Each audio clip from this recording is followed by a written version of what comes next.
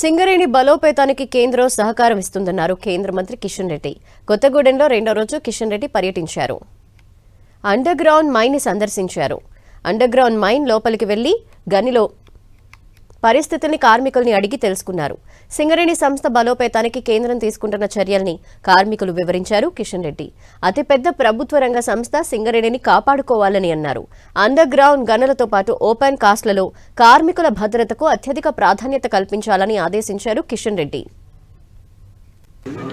సింగరేణికి సంబంధించి అద్భుతమైనటువంటి 136 సంవత్సరాల చరిత్ర ఉంది. ఇది దక్షిణ భారతదేశంలోనే ఒక మంచి కోల్ కంపెనీ. ముఖ్యంగా తెలంగాణ ఆంధ్రప్రదేశ్ ఉమ్మడి రాష్ట్రం ఉన్నప్పుడు, అదేవిధంగా తెలంగాణ ఆంధ్రప్రదేశ్ విడిపోయిన తర్వాత తెలంగాణ రాష్ట్రానికి వెన్నెముక లాంటిది ఈ యొక్క సింగరేణి కోల్ మైన్. దీన్ని ఇంకా మనము చాలా పెద్ద ఎత్తున ఇక్కడ ఉన్నటువంటి ప్రజలకు ఉపయోగపడే విధంగా, ఉపాధి అవకాశాలు మెరుగుపడే విధంగా చర్యలు తీసుకోవాల్సినటువంటి అవసరం ఉంది.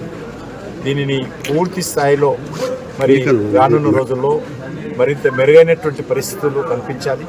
కార్మికులకు కూడా మేము ఈ మధ్యలో దేశవ్యాప్తంగా ఏ రకమైనటువంటి ఇబ్బందులు లేకుండా మరి అండర్గ్రౌండ్ కోల్ మైన్ కానీ, ఓపెన్ కాస్ట్ మైనింగ్ కానీ ఏ రకమైనటువంటి ప్రమాదాలు జరగకుండా చూస్తూ ఉన్నాము.